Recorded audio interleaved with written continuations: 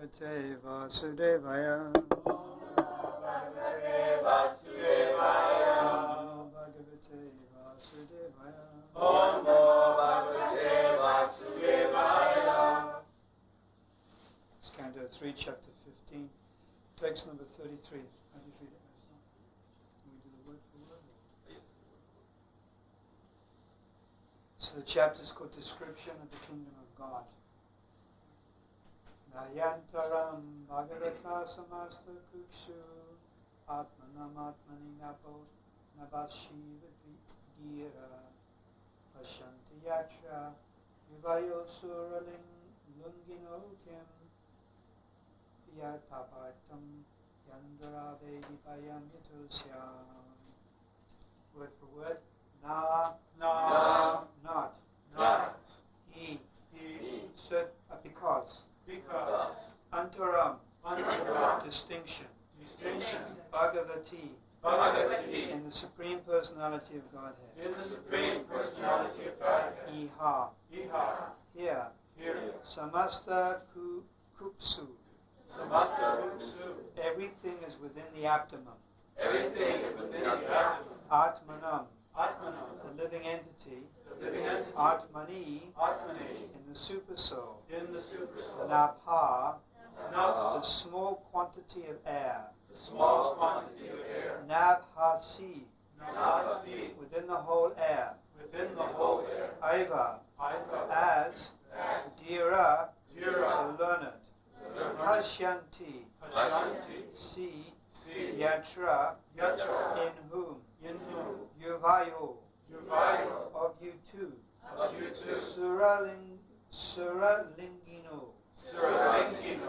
dressed like inhabitants of Vaikuntha. Kim, how. Vyatpaditam, awakened, developed. He, certainly. Vigaravedi, distinction between the body and the soul. Bhayam, fearfulness. Yata, wherefrom. Asya, of the Supreme Lord. Translation. In the Vaikuntha world there is complete harmony between the residents and the Supreme Personality of Godhead, just as there is complete harmony within space between the big and the small skies. Why, then, is there a seed of fear in this field of harmony? These two persons are dressed like inhabitants of Vaikuntha, but wherefrom can their disharmony come into existence? Please repeat. In the Vaikuntha world there is complete harmony between the Rupa by Srila Prabhupada. Just as there are different departments in each state in the material world, the civil department and the criminal department, so in God's creation there are two departments of existence. As in the material world we find that the criminal department is far, far smaller than the civil department. So this material world, which is considered the criminal department, is 1/4 of the entire creation of the Lord. All living entities are residents of the material universes are considered to be more or less criminals because they do not wish to abide by the order of the Lord, or they are against the harmonious activities of God's will. The principle of creation is that the Supreme Lord, the personality of Godhead, is by nature joyful, and he becomes many in order to enhance his transcendental joy. The living entities, like ourselves, being part and parcel of the Supreme Lord, are meant to satisfy the senses of the Lord. Thus, whenever there is a discrepancy in that harmony, immediately the living entity is entrapped by Maya or illusion. The external energy of the Lord is called the material world, and the kingdom of the internal energy of the Lord is called Vaikuntha, or the kingdom of God. In the Vaikuntha world there is no disharmony between the Lord and the residents. Therefore God's creation in the Vaikuntha world is perfect. There is no cause of fear. The entire kingdom of God is such a completely harmonious unit that there is no possibility of enmity. Everything there is absolute. Just as there are many physiological constructions within the body, yet they work in one order for the satisfaction of the stomach. And just as in a machine there are hundreds and thousands of parts, yet they run in harmony to fulfill the function of the machine. In the Vaikuntha planets, the Lord is perfect, and the inhabitants also perfectly engaged in the service of the Lord. The Mayavadi philosophers, the impersonalists, interpret this verse of Srimad Bhagavatam to mean that the small sky and the big sky are one, but this idea cannot stand. The example of the big sky and the small skies is also applicable within a person's body. The big sky is the body itself, and the intestines and the other parts of the body occupy the small sky. Each and every part of the body has individuality, even though occupying a small part of the total body. Similarly, the whole creation is the body of the Supreme Lord, and we created beings, or anything that is created, are but a small part of that body. The parts of the body are never equal to the whole. This is never possible. In the Bhagavad Gita, it is said that the living entities who are parts and parcels of the Supreme Lord are eternally parts and parcels. According to the Mayavadi philosophers, the living entity in illusion considers himself part and parcel, although he is actually one and the same as the Supreme Whole. This theory is not valid. The oneness of the whole and the part is in their quality. The qualitative oneness of the small and large portions of the sky does not imply that the small sky becomes the big sky. There is no cause for the politics of divide and rule in the Vaikuntha planets. There is no fear, because the united interests of the Lord and the residents. Maya means disharmony between the living entity and the Supreme Lord, and Vaikuntha means harmony between them. Actually, all living entities are provided for and maintained by the Lord, because he is the supreme living entity. But foolish creatures, although actually under the control of the supreme living entity, defy his existence, and that state is called Maya. Sometimes they deny that there is such a being as God. They say everything is void, and sometimes they deny him in a different way. There may be a God, but he has no form. Both these conceptions arise from the rebellious condition of the living entity. As far as this rebellious condition prevails, the material world will continue in disharmony. Harmony or disharmony is realized because of the law and order of a particular place. Religion, harmony or disharmony is realized because of the law and order of a particular place. Religion is the law and order of the Supreme Lord. In the Srimad Bhagavatam we find that religion means devotional service of Krishna consciousness. Krishna says, give up all other religious principles and simply become a soul surrendered unto me. This is religion. When one is fully conscious that Krishna is the supreme enjoyer and Supreme Lord, and one acts accordingly, that is real religion. Anything which goes against this principle is not religion. Krishna therefore says, give up all other religious principles. In the material world, this religious principle of Krishna consciousness is maintained in harmony, and therefore that world is called Vaikuntha. In the spiritual world, this religious principle of Krishna consciousness is maintained in harmony, and therefore that world is called Vaikuntha. If the same principle can be adopted here, wholly or partially, then it is also Vaikuntha. So it is with any society, such as the International Society for Krishna Consciousness. If the members of the International Society for Krishna Consciousness, putting faith in Krishna as the center, live in harmony according to the order and principles of Bhagavad Gita, then they are living in Vaikuntha, not in this material world.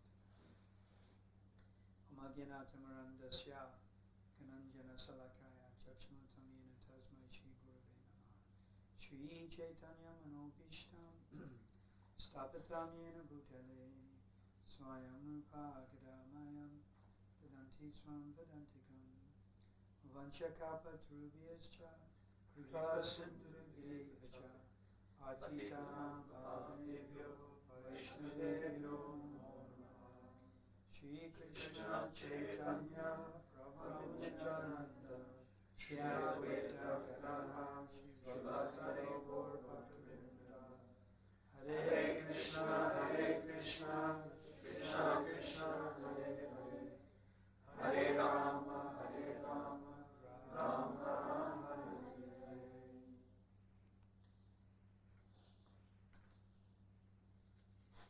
read the last few verses. This is the Kumaras, and they're entering Vaikuntha. So text 31. When the Kumaras, although by far the fittest persons, were thus forbidden entrance by the two chief doorkeepers of Sri Hari, while other divinities looked on, their eyes suddenly turned red because of anger, due to their great eagerness to see the most beloved master, Sri Hari, the personality of Godhead. The sages said, Who are these two persons who have developed such a discordant mentality, even though they are posted in the service of the Lord as the highest position and are expected to have developed the same qualities as the Lord? How are these two persons living in Vaikuntha? Where is the possibility of enemies coming into the kingdom of God, into this kingdom of God? The Supreme Personality of Godhead has no enemies. Who could be envious of him? Probably these two persons are impostors, therefore they suspect others to be like themselves. Today's verse. In the Vaikuntha world there is complete harmony between the residents and the Supreme Personality of Godhead, just as there is complete harmony within space, between the big and the small skies. Why then is there a seed of fear in this field of harmony? These two persons are dressed like inhabitants of Vaikuntha, but wherefrom can the disharmony come into existence? So this is a very nice verse. Probably these two persons are impostors, therefore they suspect others to be like themselves. So there's a verse, Atmanam Manite Jagat. Atmanam Manite Jagat means that you see others how you see yourself, or you think of others of how you think of yourself. And Prabhupada said, if you're a thief, then you think others are thieves. So the four Kumaras, being extremely expert psychologists, spiritual psychologists, able to understand someone's mentality. It is said that the face is the index of the mind. So by looking at someone's face and their characteristics, or even if you like their body language, now this has become popular, body language, then the Kumaras are able to assess, and they made this statement that the two doorkeepers were being abrupt and refusing entry to the four Kumaras. So they detected some enmity.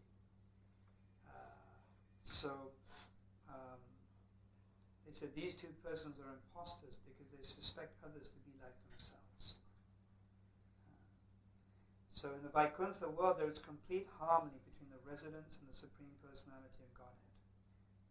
And then the example given, just as there's complete harmony within space between big and the small skies.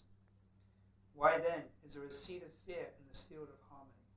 These two persons are dressed like inhabitants of Vaikuntha, but wherefrom can their disharmony come into existence? So the characteristic of a spiritual atmosphere is harmony. So that's very much the characteristic of Vaikuntha, of course, and Goloka Vrindavan. But as Prabhupada is pointing out at the end of the purport, if the members of the International Society for Krishna Consciousness, putting faith in Krishna as the center, live in harmony according to the order and principles of Bhagavad Gita, then they are living in Vaikuntha, not in this material world.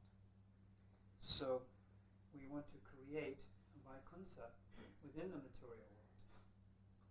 When we can create a Vaikuntha type situation, then this will attract people. And one of the main characteristics, if not the most important characteristic, Lakshanam, means characteristic of a Vaikuntha atmosphere is harmony. So in the spiritual world, everything is totally in harmony. The liberated living entities are in harmony with each other because they all have one interest, and that is to serve Krishna. Even in Vaikuntha it's described, the ladies are exceptionally beautiful. Living entities that have spiritual bodies in the shape of females. There is no exploitation of each other. Everything is adjusted because they're all trying to serve the Lord. Lakshmi Narayan, Lord Narayan, Lord Vishnu, or in Goloka Vrindavan, all trying to serve Krishna. Even if someone seemingly becomes exploited, still they don't feel like that. They feel very enlightened in their spiritual life. They don't want to create it in the material world. Because if we're able to create within this material world a harmonious situation, then this will attract so many people. Because you have Kuntha and Vaikuntha. Kuntha means full of anxiety, and Vaikuntha means no anxiety. So if we can create a situation or an environment in this material world which is free from anxiety, this will attract people. Because the material world is full of anxiety. We won't even have to go out and try to attract anyone. Automatically they will be attracted. If you're in the desert and at some point or other you're going to want water. So, there's an oasis of water. There's not that oasis of water has to attract people. People will be attracted towards it. Because you need water living in the material world. So, you need water living in the desert. So living in this material world, people are looking for peace of mind. They're looking for a peaceful situation. And that can only happen in an environment or a society where there's harmony. So the more we can create a harmonious type of atmosphere within our society, then the more we will attract people. So actually it is our duty, it is our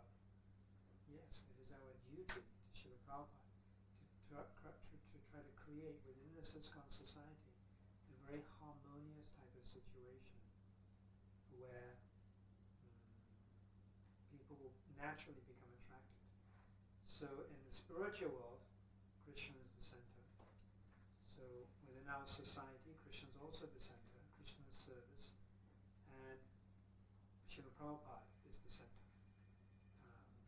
There's a need very much to place Srila Prabhupada's interests, instructions, and desires in the center of our society.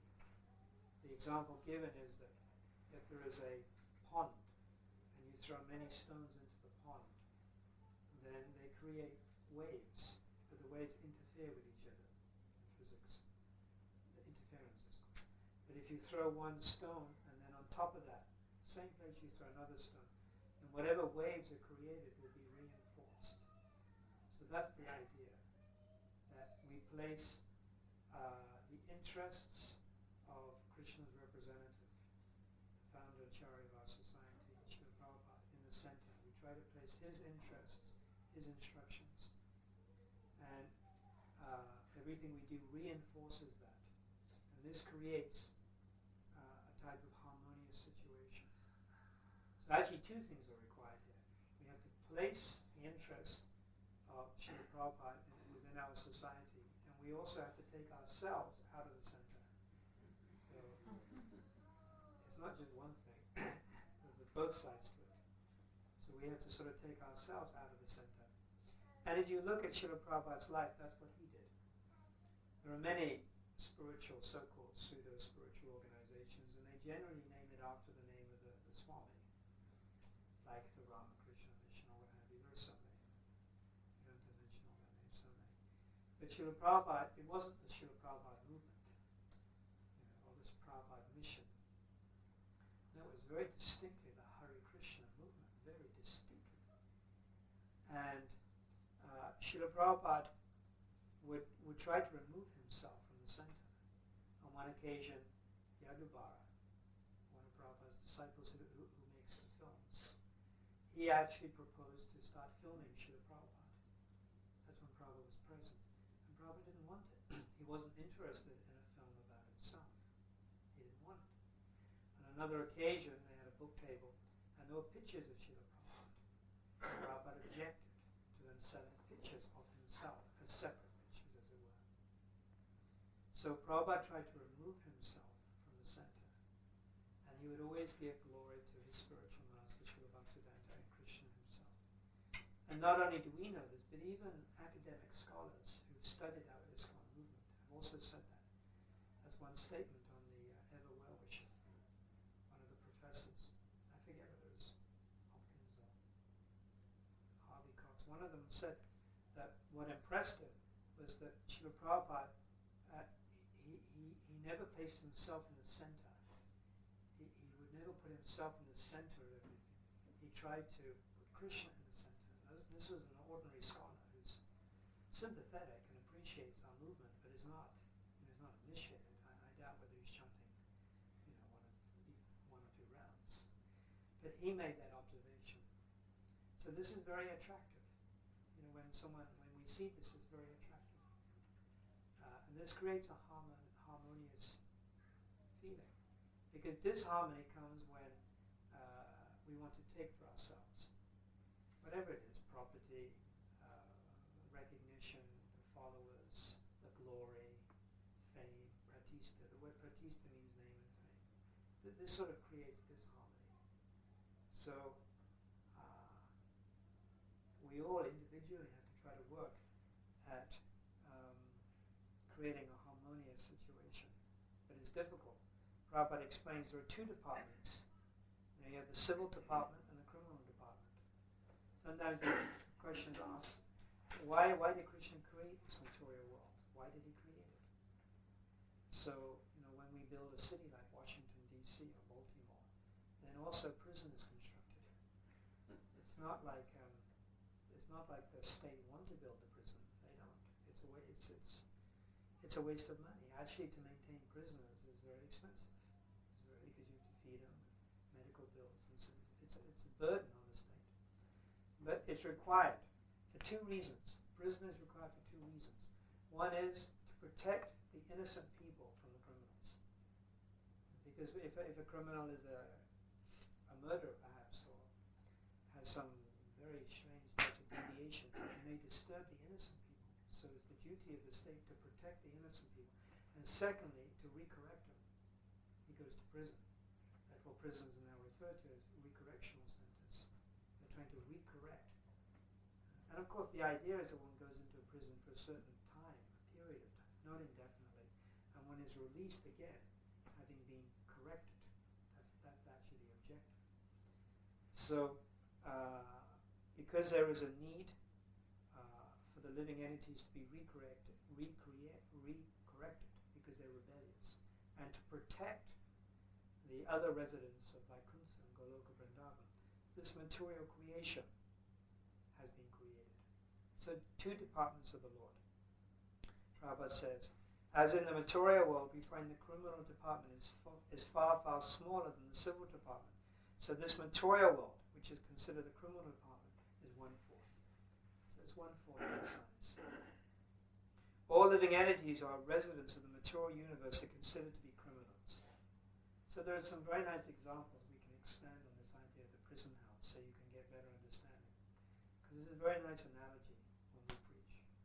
So the prison house. In the prison house, this has been expanded many times. You may be on death row. So if you're sitting on death row, it's very futile if you start thinking, well, let me try to enjoy my stay in prison. Let me try to fit out my particular prison cell, put in wall-to-wall carpet, paint the walls, and put in an air conditioning unit, and put in a library of books, and sign up for a correspondence course and become a lawyer or something. You're on death row. And any minute, your number is called. And then you have to be executed. So we're living in this material world. It's like sitting on death row. Any time we may leave our body, we may die. So it's very futile to try to make a permanent stay in this material world. Therefore the Vedas, Vedanta Sutra, starts with the aphorism, Atata Brahma Jignasya, immediately Atata. Don't waste time, immediately practice spiritual life. Immediately practice.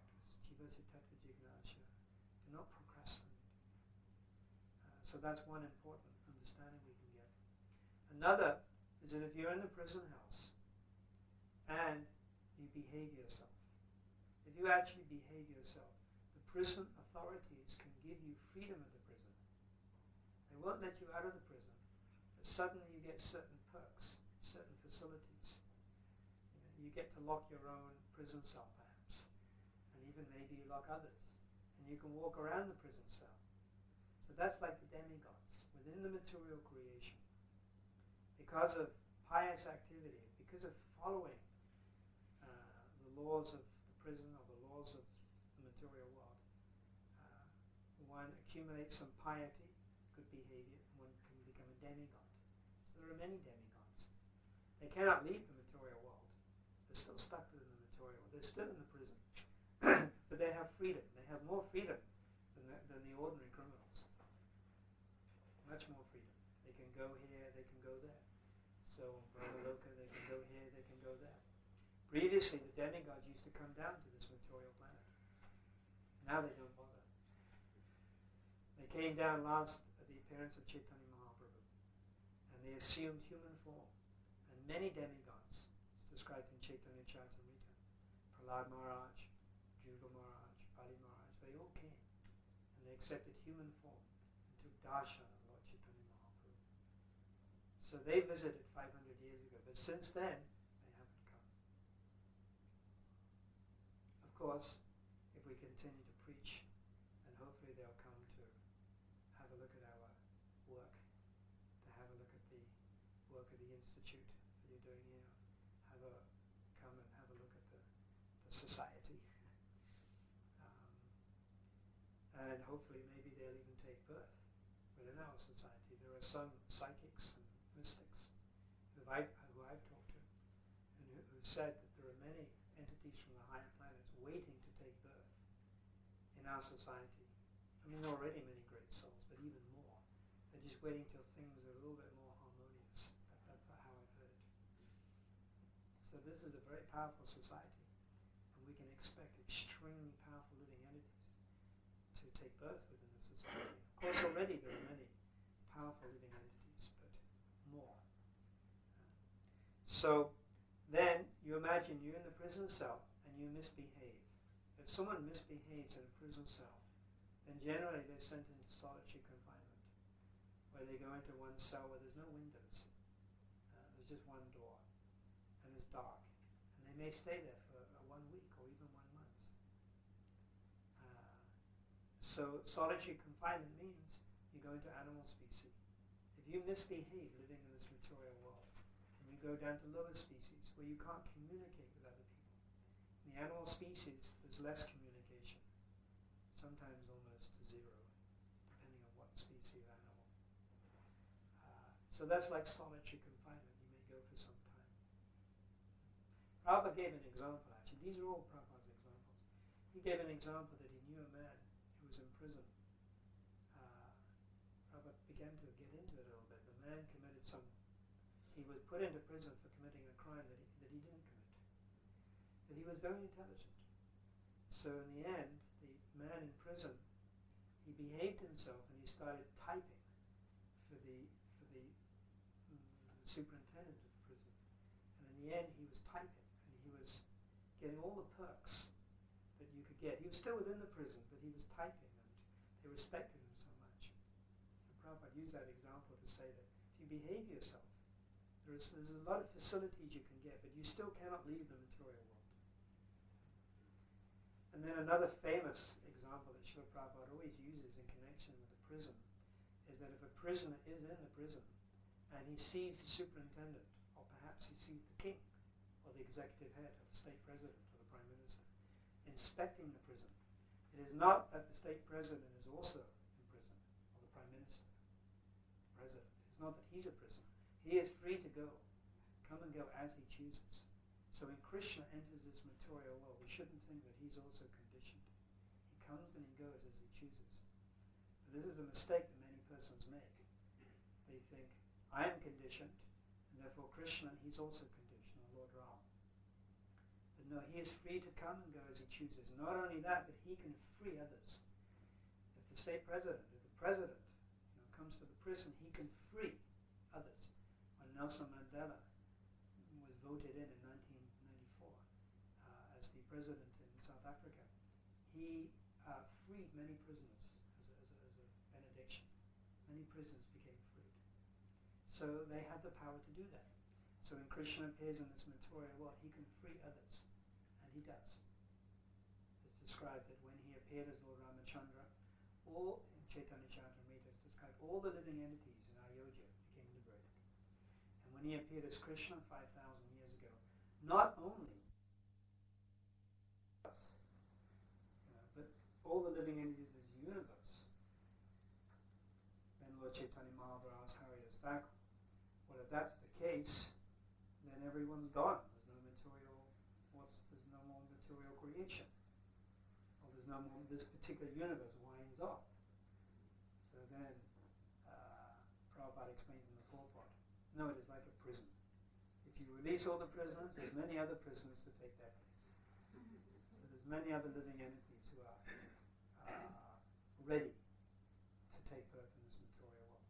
But according to Chaitanya Charitamrita, when Krishna disappeared and when Lord Chaitanya left, every living entity in the universe also was liberated. Then you might say, what type of liberation? Well, Lord Ram took them all back to Vaikuntha. So it's that type of liberation, where you go back to the spiritual world of liberation, which is not bad. So, Prabhupada continues, all living entities who are residents of the material universe are considered to be criminals. So we should never become too proud or puffed up. We should also consider ourselves, we asked to come here, so we should also consider ourselves to be criminals. And it's very embarrassing. This is also good, because this maintains our humility. One of the characteristics of humility, there are three components to humility. Combination of distress, fearfulness, and having committed an offense combined together and result in danya or humility. So the third one is a feeling of having committed an offense. So one reproaches oneself for having committed some offense, and you condemn yourself, and this results in humility, danya. And the example is Lord Brahma.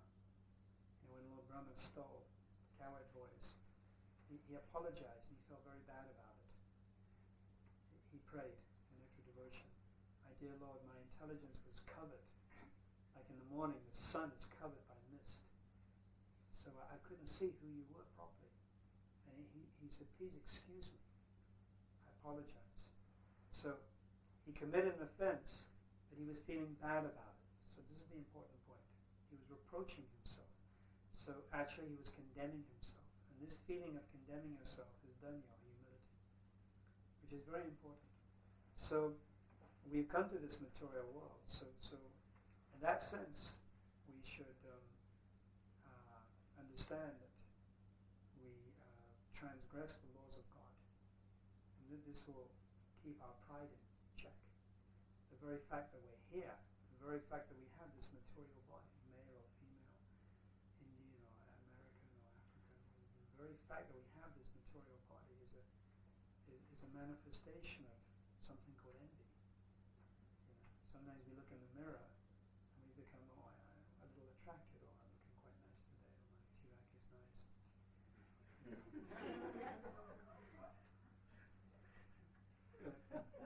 But actually, we should think, I'm looking in the mirror, wow, it's so embarrassing. This thing is so embarrassing. What does it mean? It means I turn my back on the Supreme Lord.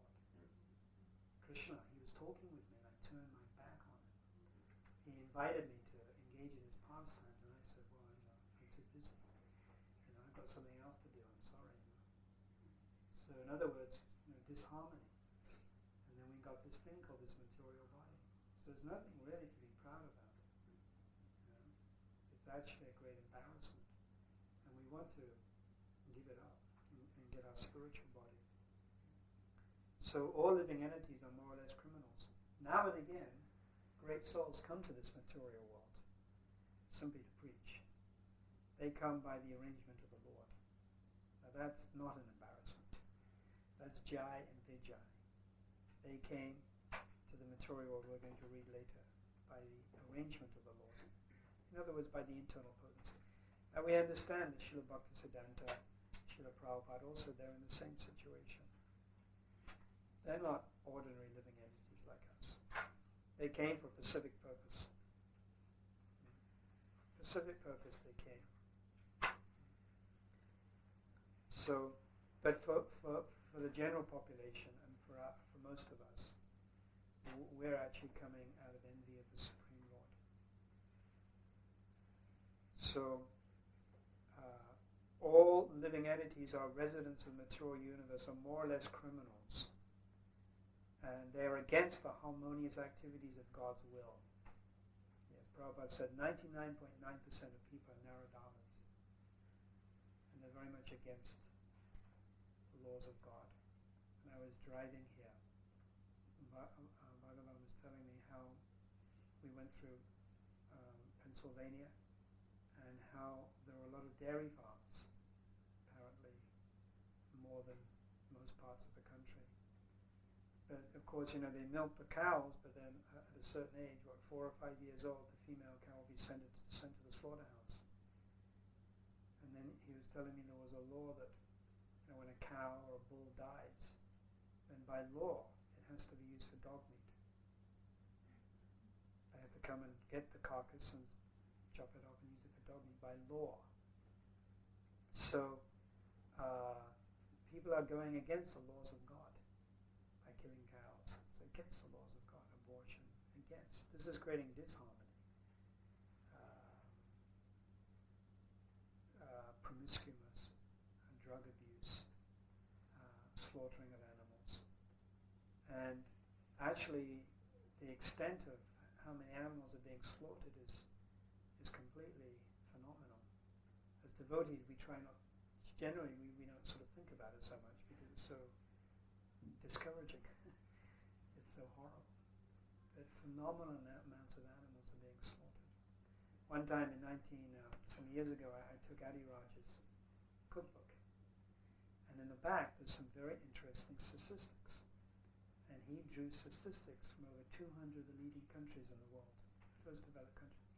And from that, they figured out how many animals were being slaughtered. Now, this was in 1985.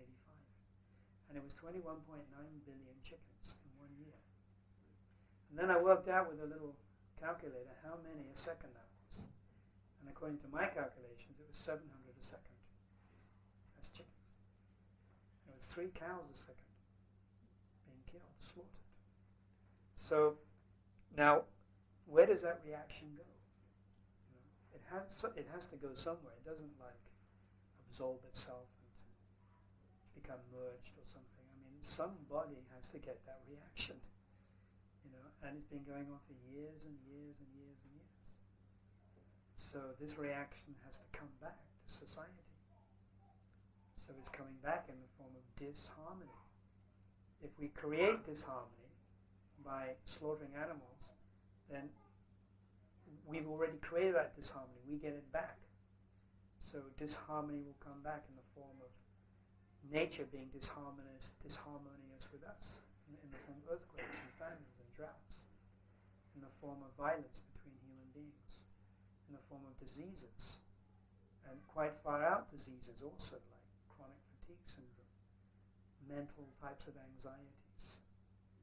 Mental anxiety is like a very terrible type of disease, or AIDS. Phenomenal amounts of people are contracting AIDS now daily, becoming HIV positive. So we can expect this to continue. Our preaching all over the world has kept it back. It would be a lot worse now if we weren't preaching as we were. So somehow or other, due to our preaching, distributing books, and the devotee's sincere desire to try to help these conditioned souls, it's being sort of kept back a little. But it's still very much there, these reactions, and they will continue. So our duty as representatives, followers of Srila Prabhupada, is to try to create a harmonious society within our ISKCON movement. We have to try to create very much a harmonious environment. And this is the real way we can honor Srila Prabhupada. I was reading one quote that happened to be on Araji's desk. That, building a statue or some monument to Srila Prabhupada, it is definitely appreciated, a statue, a monument. We've done that. Our Samadhi in Mayapur, and many halls we've opened. But the real way you honor, Prabhupada said, the real way you honor me is by emulating or creating community, a harmonious community, living people. So this actually is a much greater statement. This is a much more profound thing. A society is not buildings. An institution is not some building like the Samadhi or the Krishna Balaram Mandir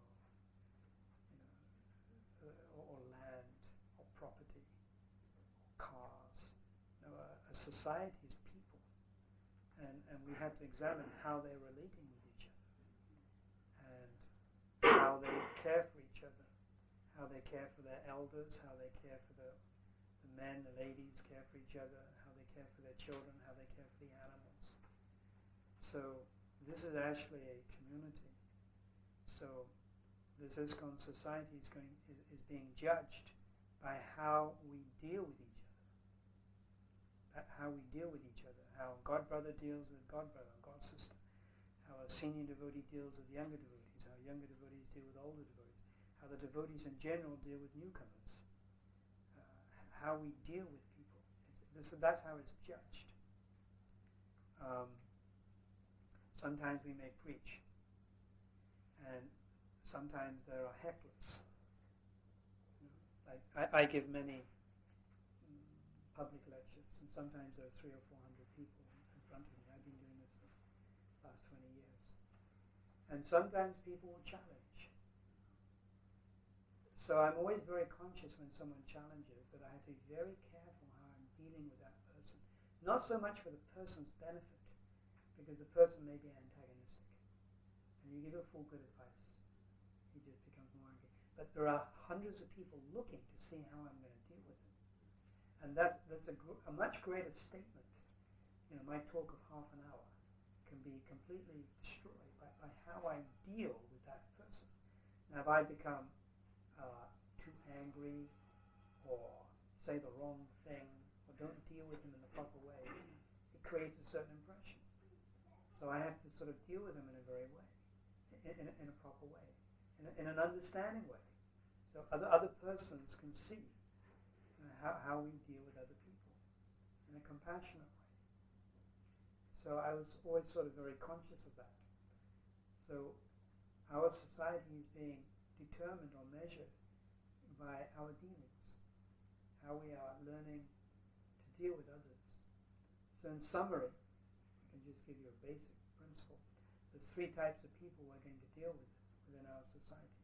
Our superiors, our equals, and those persons who are inferior or beginners. So the superiors, we respect them.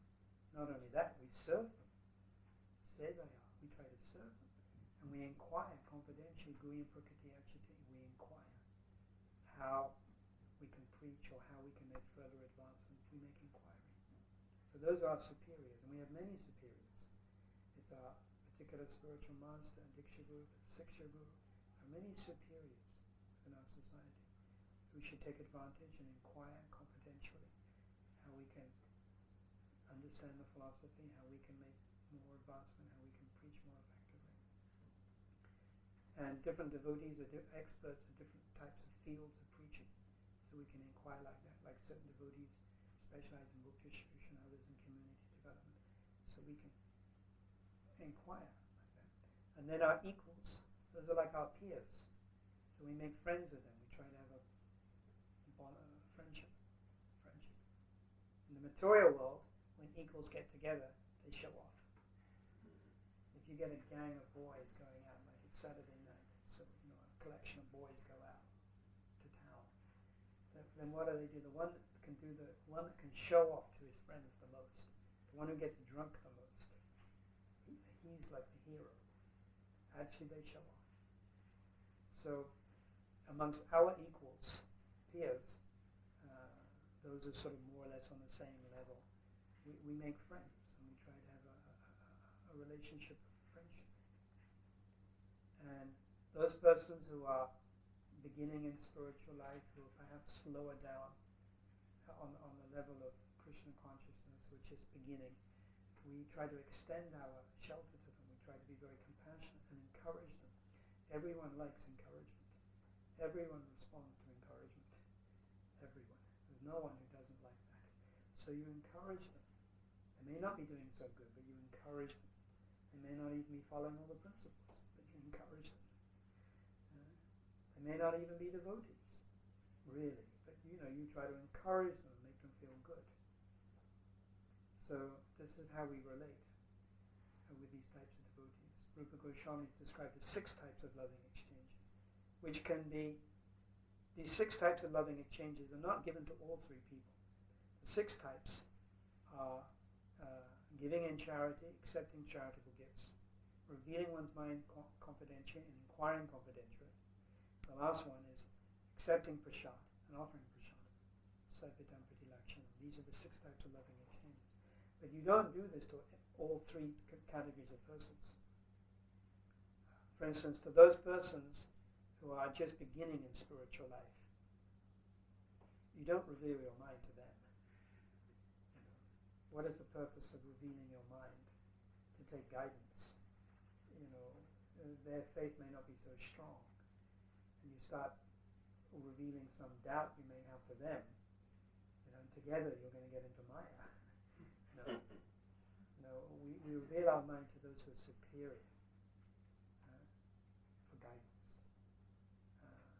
But the other types, giving in charity means giving Krishna consciousness. So we give that definitely to those who are lower.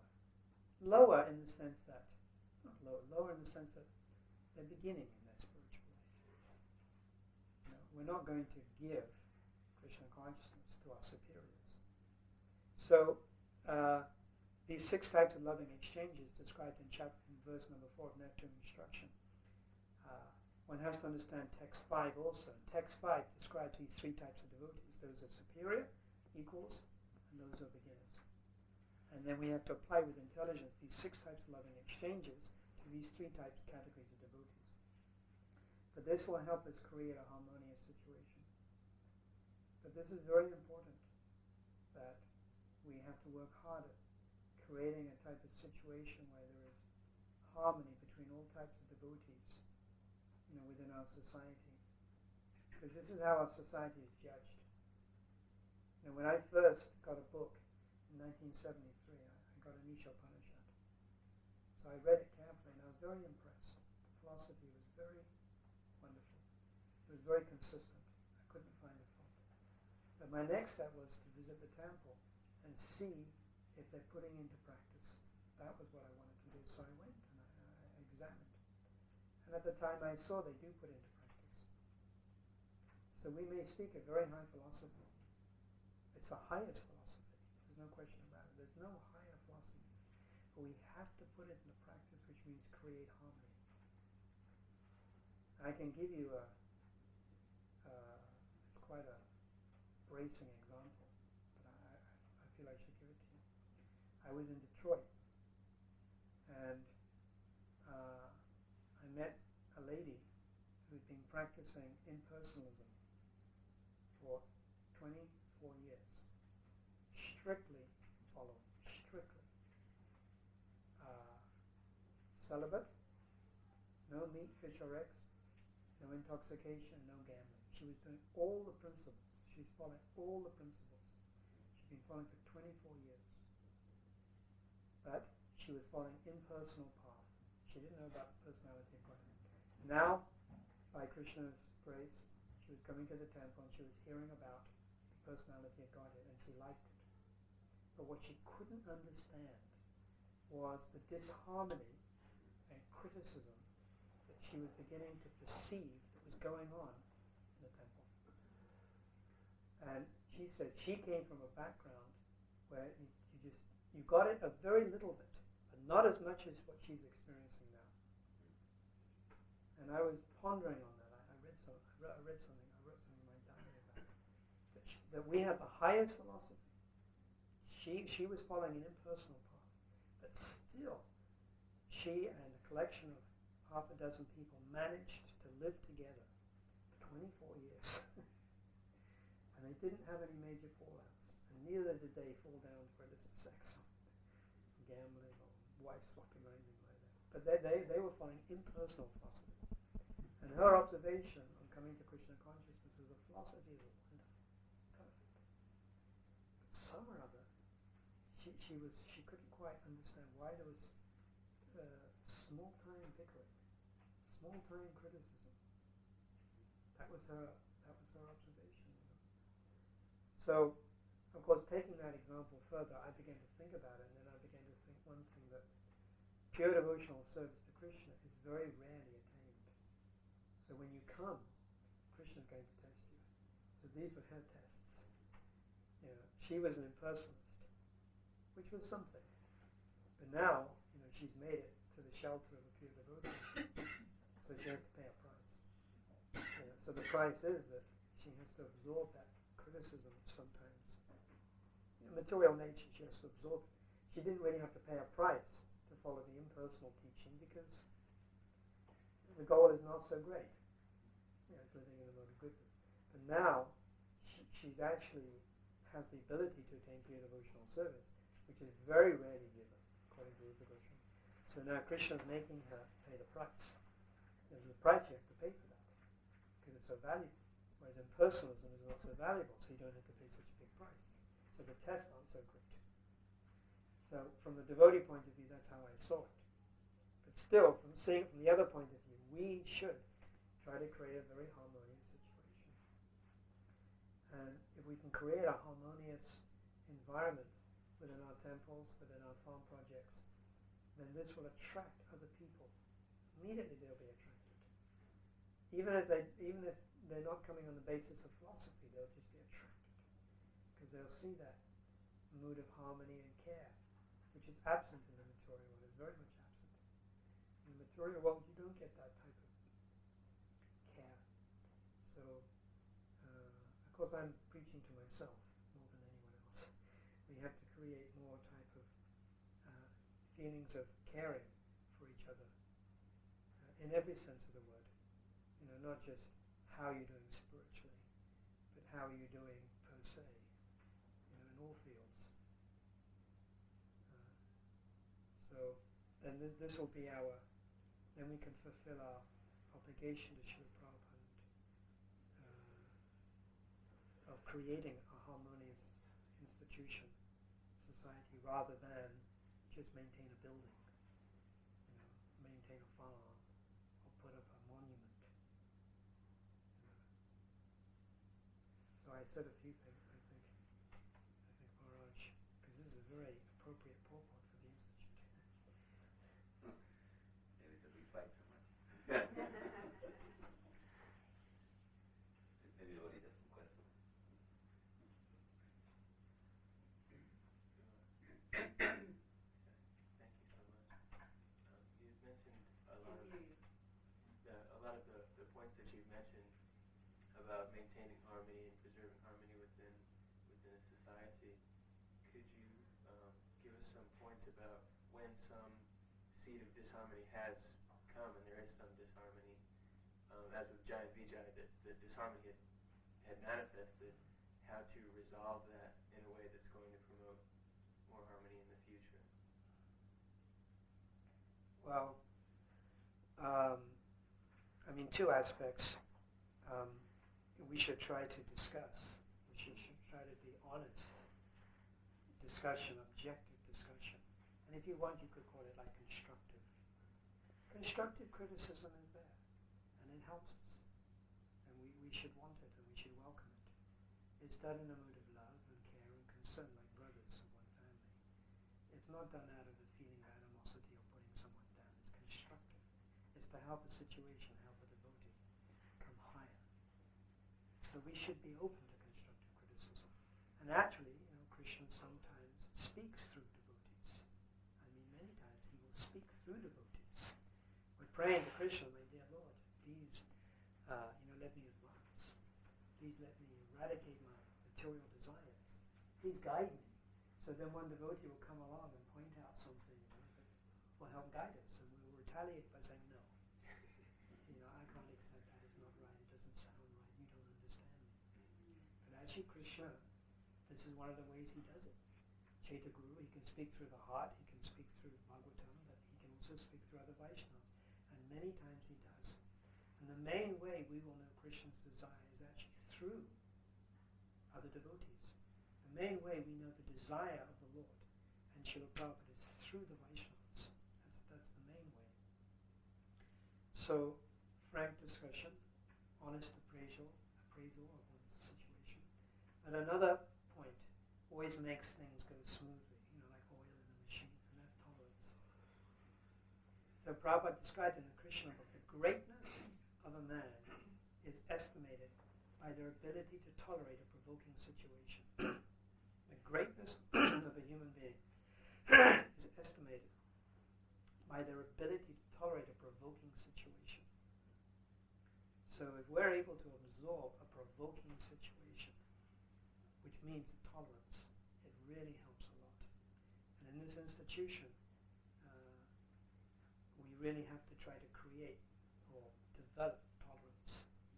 And we know, Chaitanya Mahaprabhu, Sutranadi Vichara, tolerance and humility are very synonymous. They complement each other so much. Because humility means to think you're nothing. Sense of inferiority, sense of worthlessness, insignificance, which we are. We're very small and minute. We're 1/10,000th of a tip of a portion of a hair. We're very small. And how many of them, and how many living entities are there? Not just a few, but trillions and trillions and trillions and trillions. So when you realize that, then you'll accept any type of situation. You'll be more tolerant. The opposite of tolerant is intolerant. You don't accept situations as an arrangement of Krishna. You fight them. You resent them. This word, acquiescent. You know what this word acquiescent means? It's a really nice word. Quiet acceptance? Yes. I looked up the definition of humility, and one word is acquiescent. And acquiescent means unresisting, yielding, or consent without protest. Consent without protest.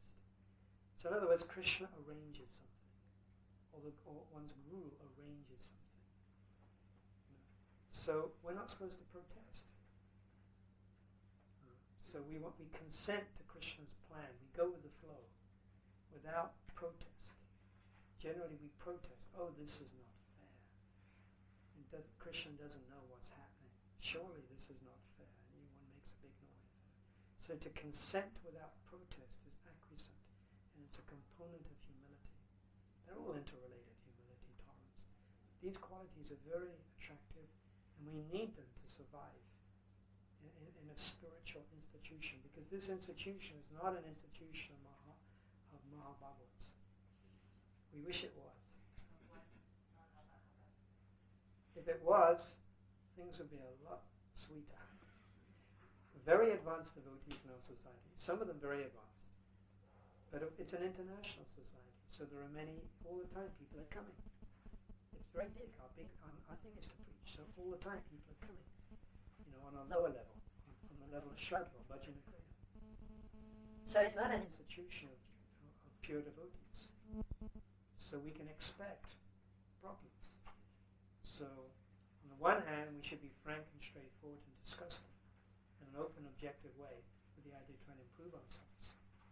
On the other hand, we should be tolerant, because that helps a lot to hear constructive criticism about ourselves. And every endeavor is covered with some fault. So whatever we do, there is some fault. So whatever we do in the material world, if someone looks deeply enough, they'll find some fault. Some fault must be there, because every endeavor is covered with some fault. So we may be 99% doing it right, 1% fault. But we should be open to working on that 1% fault. And if someone points it out, we should be open to it. And that's because I'm preaching to myself.